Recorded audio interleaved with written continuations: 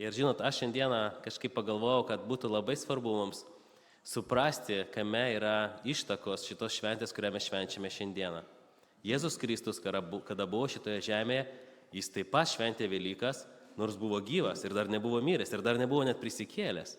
Vadinasi, šita šventė turi kažkokią priešistorę. Ir jinai yra išsivyščiusi iš žydų šventės, kurią šventė žydai dar tais laikais, kada gyveno Jėzus. Ir ta šventė vadinosi Pesach, hebrajiškai, arba rusiškai sako Pascha. Ir iš tikrųjų Pascha arba Pesach yra žodis, kurį vartojame ir lietuvių kalboje. Man teko kalbėti su žmonėmis, kurie vertė Bibliją, ir jie sakė, kad tai yra žodis, kuris neturi vertimo. Jis neturi atitikmens lietuvių kalboje. Dėl to, pavyzdžiui, lietuvių kalboje šitas žodis buvo paliktas. Ir kad mes suprastume visą priešistorę, aš noriu pradėti nelabai seniai. Žinote, prieš maždaug 4000 metų gyveno žmogus vardu Abraomas. Ir taip jau nutiko, kad Dievas šitą žmogų Abraomų pasirinko būti savo draugu. Iš daugybės žmonių, kurie tuo metu gyveno žemėje, kažkodėl Dievas pažvelgė į žmogų, kuris buvo vardu Abraomas. Tas žmogus nebuvo kažko ypatingas, jis buvo pagonis, jisai gyveno šeimoje, kuri gamino stabus, jie garbino stabus, čia buvo toks miestas. Tačiau kažkodėl štai jisai pasirenka šitą žmogų ir pašaukė jį ir sako, aš noriu būti tavo dievu, o tu pasirink mane savo dievu ir aš tave laiminsiu. Taigi, po to, kai Abraomas pakluso Dievui, mes žinome tą istoriją, aš labai glaustai gal papasakosiu, jisai išėjo iš savo namų, jisai keliavo, tapo klajokliu, jis neturėjo savo vietos, keliavo po daug šalių, tai vienur, tai kitur. Ir Dievas pažadėjo jam, kad šitą žemę, per kurią jisai klajoja, kažkada bus jo nuosavybė. Ir jo žmona, žinote, neturėjo vaikų, jinai buvo bevaikė, jinai buvo nevaisinga.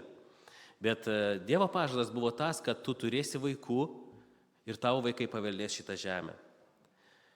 Paskui taip ir nutiko, gimė jam sūnus, jis tą sūnų augino ir galiausiai jau Abraomo proanūkis buvo Jozapas, kuris labai įdomiom aplinkybėj pateko į Egipto žemę, į kitą kraštą. Ir tenais nutiko taip, kad jisai po truputį įgijo tokią valdžią ir tokią reputaciją, kad tapo antrų žmogum po faraono.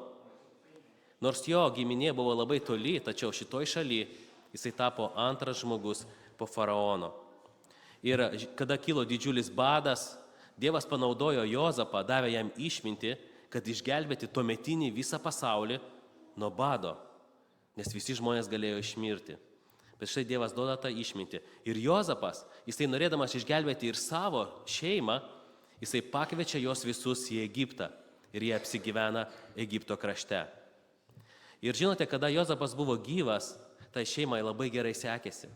Jie buvo prie valdžios, žinot, kaip pas mus sako. Jiem viskas buvo gerai.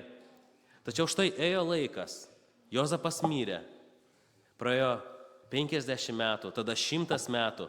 Ir žinote, po truputį į žydus pradėjo žiūrėti kaip į kažkokius emigrantus, kurie atvyko į šalį. Ir jos pradėjo niekinti, jos pradėjo išnaudoti. Ir maždaug po 430 metų mes randame ten Egipte žydus, būnant vergais. Jie jau nebėra laisvi žmonės, tačiau jie yra vergai, kurie vergauja Egipto žemėje. Ir štai tokiose aplinkybėse gimsta Mozė, Egipto princas. Mes vėlgi žinome tą nuostabią istoriją, kada Mozė, gimęs vergų šeimoje, jisai stebuklingų būdų patenka į karalienės rūmus ir užauginamas jos rūmuose. Ir jisai praktiškai tampa princu. Jisai negalėjo kažko paveldėti, tačiau jisai augo karališkoje šeimoje. Ir mes žinome, kad jis sužino, kad jis yra kilęs iš vergų. Ir jis vieną kartą nukeliauja pažiūrėti, kaip sekasi jo giminėm ir pamato tą baisią situaciją, kuri tenais yra. Ir nutinka taip, kad jam tenka bėgti iš Egipto. Ir dykumoje iš ugnies krūmo Dievas pašaukė Mozę ir sako, aš noriu, kad tu išvestum mano tautą, kuri tapo vergais iš Egipto krašto. Ir štai nuo tos istorijos, nuo šitos vietos prasideda istorija, kuri veda į Paschos šventės supratimą. Mes puikiai žinome tą istoriją, kada Mozė ateina, jisai grįžta, jisai kalba su faraonu. Faraonas nenori išleisti tautos. Mozė pradeda daryti ženklus, tačiau Egipto krašto kerėtojai, burtininkai, jie pakartoja tos ženklus. Ir dėl to faraonas užkėtina savo širdį, jisai pamato, kad, mes irgi galim daryti tokius stebuklus, mes irgi galim daryti tokius ženklus. Ir tada Mozė ateina vėl ir vėl daro naujus ženklus. Ir jos tampa kaip bausmėmis Izraelio tautai, Egipto kraštui.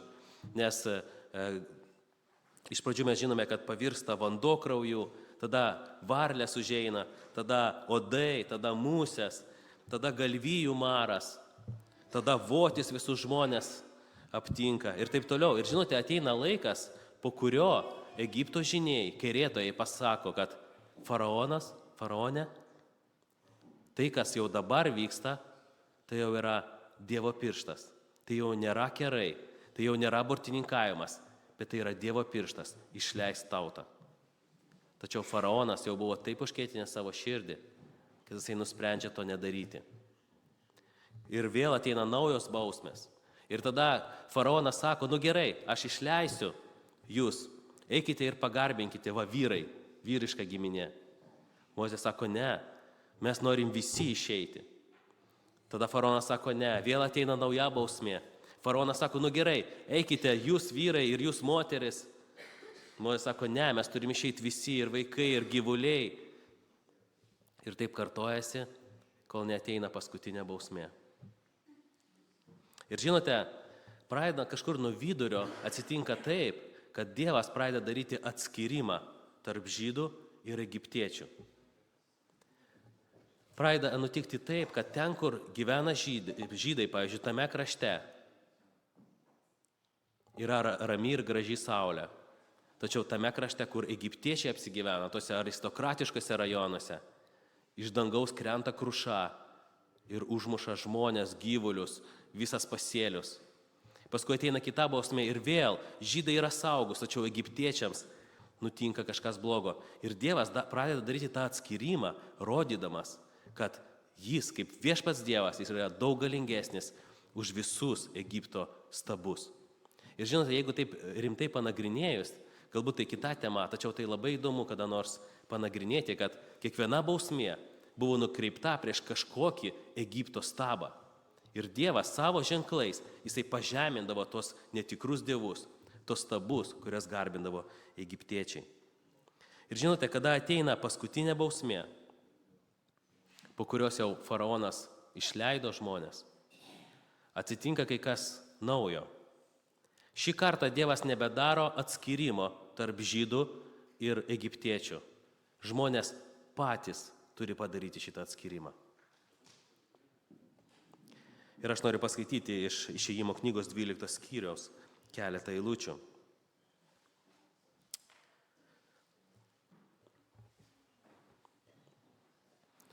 Skyrius nuo 21 eilutės.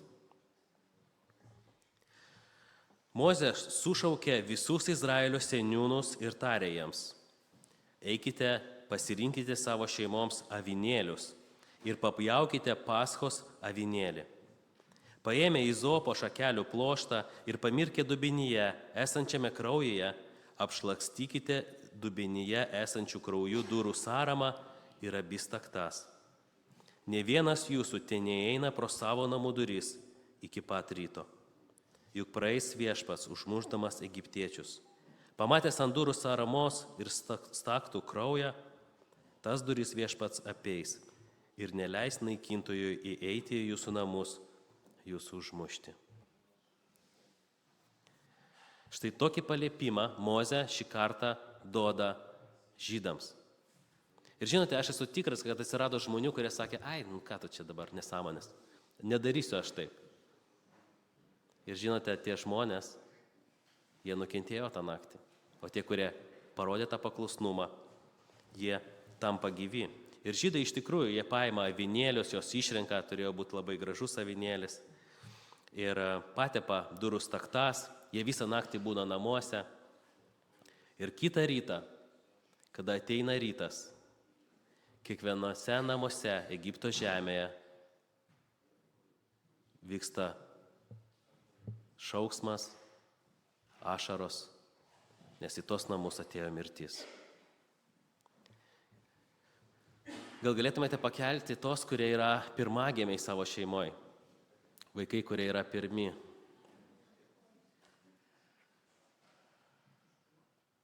Įsivaizduokite, kad jūs tą naktį mirtumėte. Ta naktį Viešpats, jeigu būtumėte egiptiečiai, ta naktį Viešpats palėtė kiekvieną pirmagimį, kiekvienoje šeimoje. Nesvarbu, ar jis buvo vaikas, ar jis buvo suaugęs, ar tai buvo gyvulys. Kiekvienas pirmagimis tame kieme, tose namuose, kur nebuvo patepta krauju staktos, jisai mirė.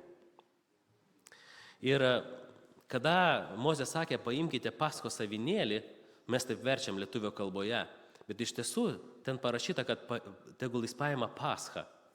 Pats žodis pascha, jisai reiškia tą avinėlį, kuris bus aukojamas, kurio krauju bus tepamos durys. Taigi pascha tai buvo avinėlis, kuris buvo nužudytas, kad jo krauju būtų pateptos durys. Ir tas angelas naikintojas, kuris naktį eis per miestą, kad jis neužeitų į tos namus, kurie bus pažymėti to krauju. Ir tas avinėlis turėjo būti labai ypatingas. Jisai turėjo būti 1 metų, jisai turėjo būti patinėlis, jis turėjo būti be jokių trūkumų. Ir žmonės, kada jį nužudys ir pateps jo krauju durys, jie paskui per naktį turėjo jį iškepti ir suvalgyti. Ir negalima buvo palikti nieko iš jo iki pat ryto. Jeigu tu nespėjai kažko suvalgyti, tu privalėjai sudeginti tai, tos visus likučius, kad iki pat ryto nieko neliktų. Ir taip pat kitas dar toks įsakymas buvo, kad niekas neišeitų iš namų. Nes žinote, jeigu kažkas išeitų, jis taptų jau ne toje vietoje, kuri yra apsaugota to avinėlio krauju ir jis galėjo žūti. Ir pat šitą šventę, šitą praėjimą žydai vadindavo Pascha, kada angelas žudikis, jisai praėjo pro šalį dėl to avinėlio, kurio krauju buvo pažymėtos staktos. Ir Išėjimo 12 skyriuje nuo 25 eilutės Mozė įsako žydams ir sako taip: kai atvyksite į šalį, kurią Viešpats jums duos, kaip jis pažadėjo, laikykitės šitų nuostatų. Kai jūsų vaikai klaus, ką reiškia šitos apeigos, atsakykite, tai yra Paskos auka Viešpačiui, kuris aplenkė Izraelitų namus Egipte, kai jis išžudė egiptiečius ir išlaisvino mūsų namus. Tada žmonės nusilenkė ir pagarbino Viešpatį. Štai ką Jėzus šventė per Pesach šventę tada, prieš 2000 metų. Iš pradžių jis tai darė su savo mama, su Jozapu, su Marija, su savo broliais, seserimis. Vėliau jis taip pat tai darė ir su savo mokiniais. Jisai šventė šitą įvykį, kada žydų tauta nebuvo išžudyta, dėl to, kad jie buvo patepę duris Paskos avinėlio krauju. Tačiau šiandieną mes švenčiame Kristaus prisikėlimą. Kaipgi taip nutiko, kad šitos šventės pasislinko ir mes jau nebešvenčiame to Paskos avinėlio paaukojimą, tačiau mes švenčiame Jėzaus prisikėlimą. Kodėl mes vadiname tai Velykomis? Ir žinote, apaštalas Paulius, gyvenęs po Jėzaus, jisai buvo išsilavinęs žmogus ir jis mėgo rašyti laiškus. Iš tikrųjų, jeigu ne apaštalas Paulius, tai turbūt mes nežinotume daugybės dalykų, ko tikėjo pirmieji krikščionys. Pirmieji krikščionys, tie Jėzaus pasekėjai, jo mokiniai, jie dažnai buvo labai paprasti žmonės. Žvejai, muitininkai, kažkokie nusidėjėliai. Jie buvo neraštingi.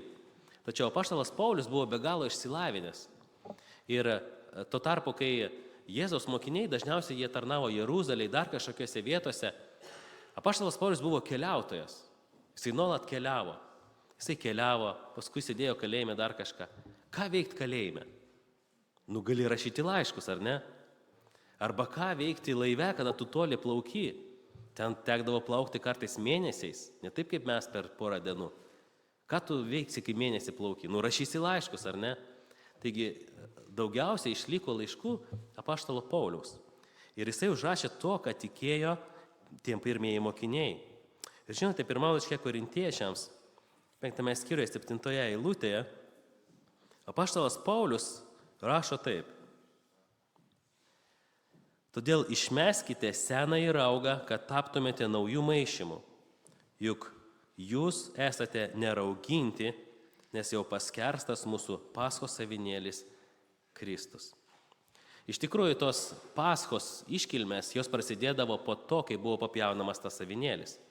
Jisai buvo papjaunamas ir tada 7 dienas žydai, jie turėjo valgyti neraugintą duoną, neraugintą maistą, karčias žoles ir taip toliau.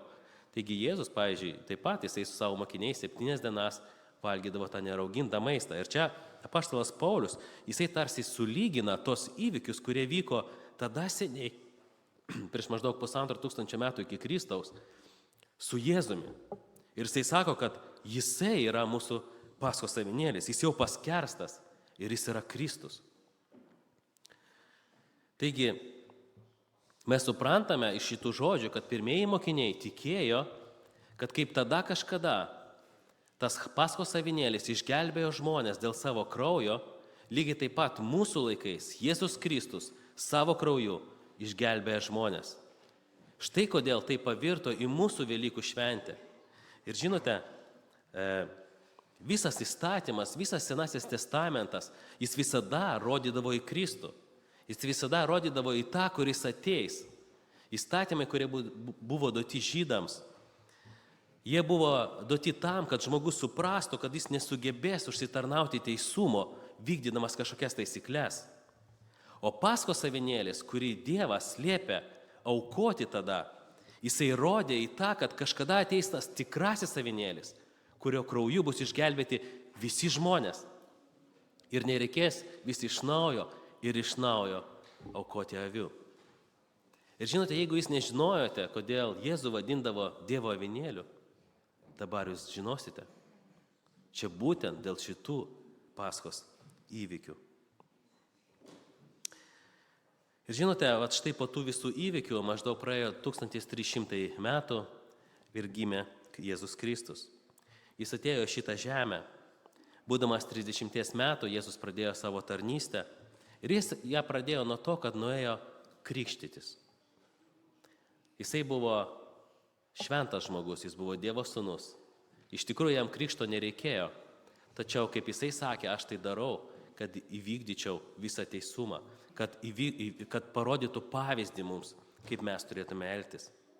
Ir žinote, įdomu tai, kad kada Jėzus ateina krikštytis, Jonas Krikštytojas, kuris jį pakrikštijo, buvo pirmasis žmogus jo gyvenime, kuris padarė tą analogiją jo su tuo avinėliu, Paschos avinėliu.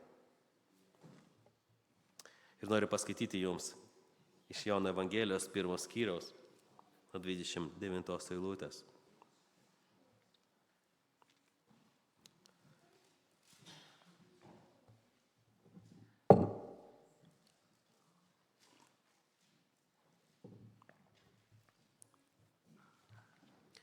Kitą dieną Jonas, matydamas pas jį ateinantį Jėzų, prabilo. Štai Dievo avinėlis, kuris naikina pasaulio nuodėmę. Rytojaus dieną, matydamas ateinantį Jėzų, Jonas vėl prabilo. Štai Dievo avinėlis, kuris naikino pasaulio nuodėmę. Čia tasai, apie kurį aš kalbėjau, po manęs ateis vyras, pirmiau už mane buvęs, nes jis pirmesnis už mane. Aš jo nepažinojau, bet tam, kad jis būtų apreikštas Izraeliui, aš atėjau ir krikštijau vandeniu. Ir Jonas paliudijo, aš mačiau dvasią, lyg balandį nusileidžiančią iš dangaus, ir jį pasiliko virš jo. Aš jo nepažinojau, bet tas, kuris mane pasiuntė krikštyti vandeniu, buvo pasakęs, ant ko pamatysi nusileidžiančią ir pasiliekančią dvasią, tas ir bus, kuris krikštys šventąją dvasią. Aš tai mačiau ir liudiju, kad šitas yra Dievo sūnus.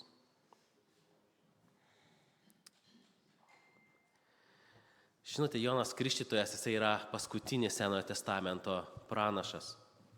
Ir štai, kada jisai buvo dykumoje, kada jis bendravo su Dievu, jis gauna apreiškimą iš Dievo. Panašiai kaip Zacharijas gavo apreiškimą, kad jis nemirs, kol pamatys Mesiją, lygiai taip pat Jonas Krikštytojas gauna apreiškimą, kad tu pamatysi Mesiją, tu pamatysi Dievo sūnų. Ir ženklas bus tas, kad tu pamatysi, kaip šventoji dvasia nusileidžia ant jo ir pasilieka jame. Ir štai Jonas Krikštytojas, kada pamatė Jėzų ateinantį pasikrikštytis, jis pamatė šventąją dvasią nusileidžiančią ant Jėzaus Kristaus. Ir tuomet jisai ir paskelbė šitos žodžius, kad jis yra avinėlis, jis yra Dievo avinėlis, jis yra tas, kuris atpirks visą žmoniją. Ir žinote, šitie žodžiai buvo labai stiprus, nes visa tauta, jinai laukė Mesijaus. Pas Joną Krikštytoją buvo atėję žmonės iš fariziejų siųsti, kurie klausė, ar ne tu Mesijas? Ir Jonas sakė, ne aš, bet jis ateis po manęs. Ir štai jisai pamato Jėzų ir jisai pirmasis jame atpažįsta tą Dievo avinėlį, tą, kuris atpirks žmoniją. Ir žinote, Mozė buvo įsakęs šitą Pesach šventę švęsti 10 Nisano dieną. Nisanas tai yra mėnuo žydų kalendoriuje. Ir nuo šitos šventės prasidėjo tas kalendorius. Ir 10 dieną buvo įsakyta, kad žydai 10 dieną jie susirastų savo avinėlį. Ir tą avinėlį jie pasiimtų į savo namus. Ir 4 dienas jie jį apžiūrinėtų, jį globotų, jo rūpintųsi. Ir 14 dieną jie turėjo jį nužudyti, kad patepti staktas jo krauju. Ir žinote, kada mes žiūrime į Jėzaus gyvenimą, mes matome labai daug analogijų su šita švente, kuri vyko tada prieš daug metų. 4 dienos iki Paskos šventės Jėzus įžengė į Jeruzalę. Kaip 4 dienas iki nužudimo avinėlį reikėjo pasirinkti, lygiai taip pat 4 dienas iki to Jėzus šlovingai įžengė į Jeruzalę. Mato Evangelija 21 skyrius, 8 eilutės. Skaitome, kad didžiausia minia tiesė drabužius jam ant kelio. Kiti kirto ir klojo ant kelio medžių šakas. Iš priekio ir iš paskos einančios minios šaukė, Osana Dovydo sūnui. Garbė tam, kuris ateina Viešpaties vardu. Osana aukštybėse. Jam įžengus į Jeruzalę sujudo visas miestas ir klausinėjo, kas jis toksai. O minios kalbėjo, tai pranašas Jėzus iš Galilėjos Nazareto. Taigi mes matome, kad tai išsipildo Jėzuje, taip kaip darė tada su avinėliu. Antras dalykas, kad Jėzus buvo nužudytas tą pačią dieną, kada buvo pjaunamas Paskos avinėlis. Lygiai tą pačią dieną Jėzus buvo nukryžiuotas. Ir mes skaitome Morkaus Evangelijoje 14 skyrius 12 eilutę, kada mokiniai susirūpino, kad jiems reikės irgi valgyti tą avinėlį. Mes skaitome, kad pirmąją neraugintos duonos dieną, kada pjaunamas Paskos avinėlis, mokiniai klausė Jėzaus, kur nori, kad tau paruoštume valgyti Paską. Mes žinome, kad tą vakarą jie paruošė tą maistą, Jėzus ten su jais surengia vakarienę, Judas išeina, nueina pas fariziejus, pasako, kad Jėzus planuoja eiti į sodą, fariziejai duoda kareivių, visi jie ateina į sodą ir ten suima Jėzų tam, kad nukryžiuoti. Ta vakarą, kada žydai pjaus Paskos avinėlį, Jėzus kabės ant kryžiaus, kaip tas tikrasis avinėlis. Ir Izaijas prieš daug metų rašė, 53 skyrius nuo 4 eilutės. Rašė, tačiau jis pasiėmė mūsų negalės, savo užsikrovė mūsų skausmus, o mes laikėme jį raupsuotų ir Dievo nubaustų ir nuvargintų. Bet jis buvo sužalotas dėl mūsų nusižengimų, ant jo krito kirčiai už mūsų kaltes, bausmė ant jo krito mūsų išganimui, ir mes buvome išgydyti jo žaizdomis. Izaijas sako, kad mes jį laikėme raupsuotų ir Dievo nubaustų. Fariziejai laikė Jėzų Dievo nubaustų, dėl to, kad jis kaba ant kryžiaus. Ir žydai sakė, kad kiekvienas, kuris kabantis ant kryžiaus, ant medžio, jis yra prakeiktas. Ir štai jie mato tą prakeiktą žmogų, kuris kaba ant medinio kryžiaus. Ir jie laikė jį Dievo nubaustų, nesuprasdami, kaip prašo Izaijas, kad jis buvo sužalotas dėl mūsų nusižengimų. Ir ant jo krito kirčiai už mūsų kaltes. Taigi tame vėlgi išsipildo tai, kad Jėzus yra tas išsipildinimas to avinėlio, kuris buvo tik tai provaizdis. Trečias dalykas, kad kaip mes kalbėjome prieš tai, kad avinėlio likučių negalima buvo palikti iki ryto. Jis turėjo būti suvalgytas, o tai, kas liko, turėjo būti sudeginta. Ir Jėzų nuėmė nuo kryžiaus tą patį vakarą, kada nukryžiavo. Žinote, žmonės, kurie buvo nukryžiuoti, jie buvo kryžiuojami tam, kad jie būtų kankinami. Nes jeigu žmogus pakabintas ant kryžiaus, jis dažniausiai miršta nuo uždusimo. Jis kaba, negali kvėpuoti ir uždūsta. Todėl romėnai padarydavo tokį pakojį, kad žmogus galėtų remtis kojomis. Kol jis turėdavo jėgų, jis pasiremdavo ir galėdavo kvėpuoti. Ir kartais žmonės kabėdavo ant tų kryžių dienomis ir netgi kartais savaitėmis, kada biškį duoda jam atsigerti ir jis toliau gali kabėti ir toliau jis kankinasi. Tačiau Jėzus mirė tą patį vakarą ir jis buvo nuimtas nuo kryžiaus tą patį vakarą ir nebuvo iki ryto. Ir tai taip pat liudija apie avinėlį, kad jis tapo išsipildymu to tikrojo avinėlio. Ir aš paskaitysiu jums taip pat Jono Evangelijos 19 skyrių, nuo 31 eilutės, kad mes pamatytume tai.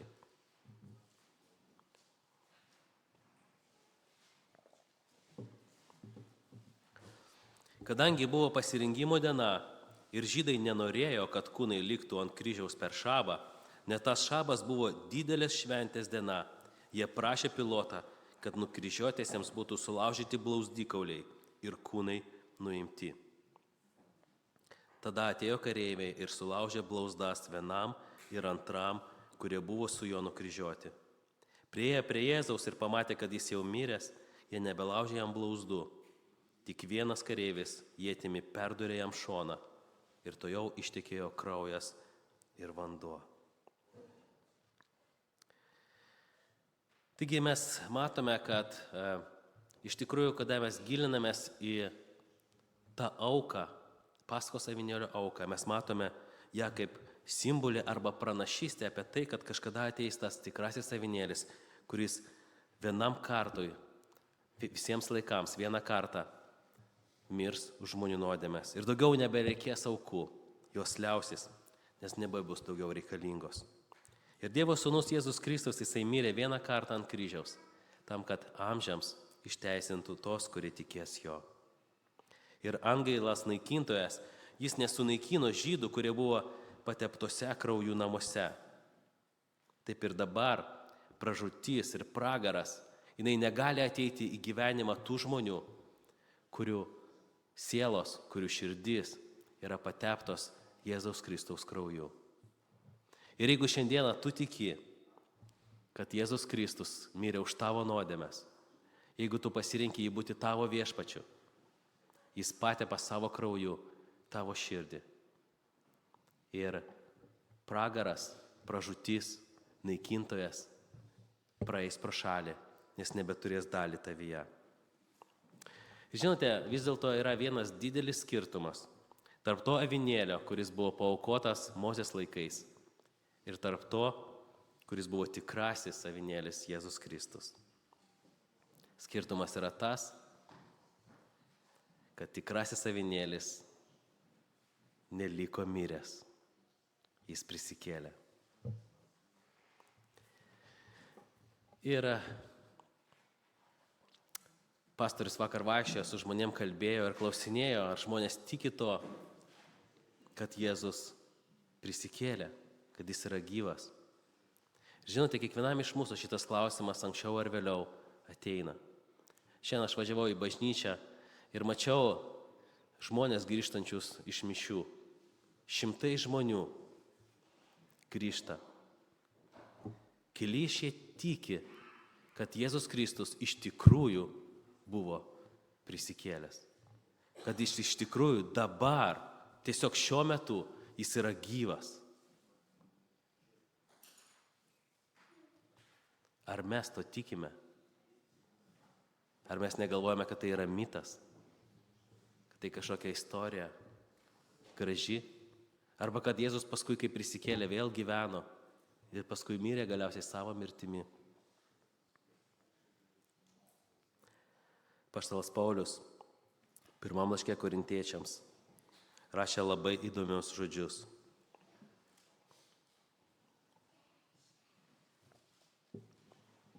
Jisai rašė apie žmonės, kurie sakė, kad prisikėlimo nebuvo, kad tai buvo tarsi simboliškai kažkaip. Ir štai ką jis rašo, 15 skyrius 17 eilutė. Jeigu Kristus nebuvo prikeltas, tai jūsų tikėjimas yra tuščias. Jūs dar tebesate savo nuodėmėse. Tuomet ir užmygusieji arba mirusieji Kristuje taip pat yra žuvę. Ir jeigu vien tik šiame gyvenime mes vylėmės Kristumi, tai esame labiausiai apgailėtini iš visų žmonių. Jeigu Kristus nebuvo prikeltas, krikščionybė yra nieko verta. Tai yra tušti žodžiai. Ir jeigu tik tai šitame gyvenime yra viltis, o kitame gyvenime vilties nėra, tai visi to tikintys yra tiesiog apgailėtini žmonės. Ir iš tikrųjų daugelis žmonių taip galvoja apie krikščionis. Tačiau kaip svarbu, kad mes, kurie vadinamės Kristaus vardu, tikėtume, kad tas prisikėlimo įvykis yra tikras. Nes kitaip tavo tikėjimas yra tuščias. Jeigu jis neprisikėlė, tuomet jis nebuvo Dievo sūnus. Jeigu jis neprisikėlė, jis buvo paprasčiausias dailydė, kuris kalbėjo gražius žodžius. Ir tavo nuodėmės nėra atleistos. Tačiau jeigu Jėzus Kristus prisikėlė, jis dabar yra gyvas. Jis dabar yra danguje. Ir jisai niekada nemirė ir nemirs vėl. Ir dabar Jėzus Kristus yra danguje ir užtaria mus prieš dangišką į tėvą. Jisai, buvęs šitoje žemėje ir patyręs visą tai, ką patyrėme mes, jisai žino, ką reiškia tai jausti. Ir jisai kalbasi su dangiškoju tėvu apie mūsų jausmus, apie tai, ką mes pergyvename, apie tai, per ką mes einame. Ir jis užtaria mus prieš jį.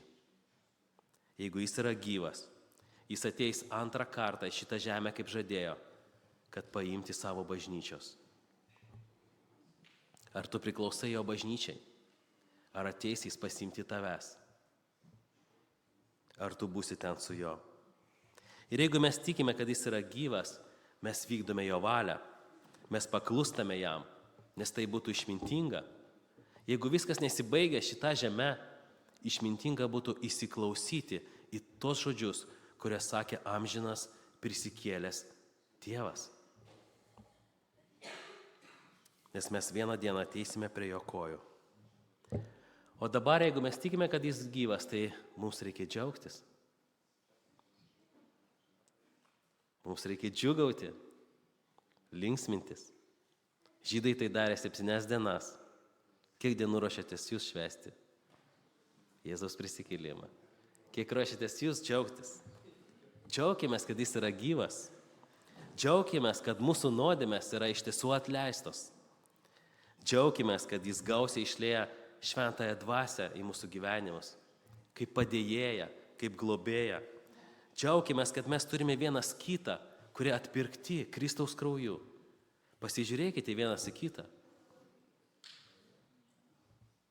Mes niekada nebūtume susipažinę, jeigu ne Jėzus Kristus, jeigu ne tas, kuris atpirko mus, kuris davė mums vienodą dalią, vienodą likimą, vienodą ateitį, kuriame mes visi kartu būsime. Džiaukimės, kad jis mūsų laukia ateinant. Jisai laukia, kada mes ateisime pas jį. O jeigu mes nespėsime numirti, tai jis pasiims mus tiesiai iš žemės. Taigi džiaukimės, kad mes einame į jo karalystę. Ir baigdamas aš noriu dar paskaityti vieną vietą ir pasakyti vieną mintį.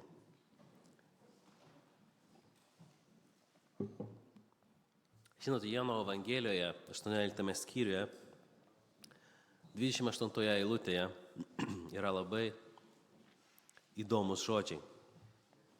Yra labai įdomus fragmentas, kurio aš anksčiau nepastebėdavau, bet šį kartą, kada ruošiausi, kažkaip pastebėjau ir noriu paskaityti jums. Tai vyksta tuo metu, kada Jėzus yra suimtas, fariziejai ten rūpinasi, kad jį nukryžiuotų, jie bėgioja aplinkui visą kitą. Ir žiūrėkit, kas čia rašoma. Iš Kajafo rūmų jie nuvedė Jėzų į pretorijų.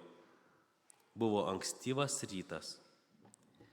Fariziejai patys nėjo į pretorijų, kad nesusiteptų ir galėtų valgyti paschą.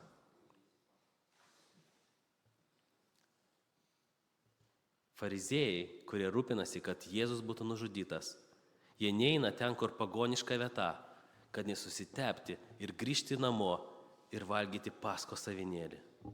Tuo tarpu, kaip tikrasis paskos avinėlis stovi prieš jos ir jie pakėlė ranką, kad nužudyti jį, kad jį nukryžiuoti, kad išpildyti tą pranašystę. Ir jie bijo susitepti, kad eitų ir valgytų kažkokią avį. Tuo tarpu, kaip žudo Dievo sūnų, kuris atėjo išgelbėti tame tarpe ir jos pačius už tą nuodėmę, kurią jie daro šiuo metu. Iš tikrųjų, kaip tai tragiška, kaip tai, žinote, baisu. Ir aš galvoju, kaip daugybė žmonių ateina per Velykas ir daro savo tradicijas kažkokias tai, net nesuvokdami ir nesuprasdami, kad yra tas tikras avinėlis, kuris nori jų dėmesio, nori, kad jie pamatytų ir jį. Kaip svarbu atpažinti gelbėtoją tada, kada jis yra arti tavęs, kada jis stovi visai šalia. Žinote, tai, kad jūs šiandieną esate bažnyčioje, tai nėra atsitiktinumas. Dievas, tas, kuris vadovauja mūsų keliams, kažkodėl jis norėjo, kad jūs būtumėte šiandieną čia, kad jūs išgirstumėte tos žodžius, kad jūs atpažintumėte gelbėtoją, kada jis yra arti jūsų. Žinote, Velykos arba Pesach šventė mums primena štai tos tokius senus įvykius. Jeigu tos staktos tų žydų namuose nebūtų pateptos to avinėlio krauju, angelas žudikas ateidavo, nes name buvo žmonės, kurie buvo skirti nužudymui. Tačiau jeigu buvo pateptos staktos, angelas žudikas praeidavo pro šalį. Žinote, Jėzaus Kristaus kaip tikrojo avinėlio kraujas taip pat gali būti mūsų gyvenime. Ir mūsų siela, mūsų širdys, jinai gali būti patepta to krauju. Ir tuomet, kada ateis Dievo teismas, kada Dievas ateis su savo angelais teisti pasaulio, tos širdys, kurios turi Jėzaus Kristaus kraujo žymę, jos nebus skirtos pasmerkimui. Todėl aš noriu pakviesti kiekvieną iš jūsų pasižiūrėti į savo širdį. Ar Jėzus Kristus jau yra tavo viešpats? Ar jis yra tas, kuris pažymėjo tavo širdį savo krauju? Ar jis yra tas, kurį tu priėmei tam, kad galėtum gyventi su Dievu? Ir kad kada ateis teismas, kad jis aplenktų tave. Jeigu tu nesi tikras, jeigu tu nežinai, susirūpink to. Šiandieną Velykų šventė, jinai primena Kristaus prisikėlimą ir primena mums šitą svarbę žinią, kurią mes šiandien girdime. Tegul Viešpats palaimina mus visus, tegul veikia mūsų širdise Nes jis yra gyvas ir veikiantis, laiminantis mus ir vedantis į Dievo karalystę. Būkite palaiminti.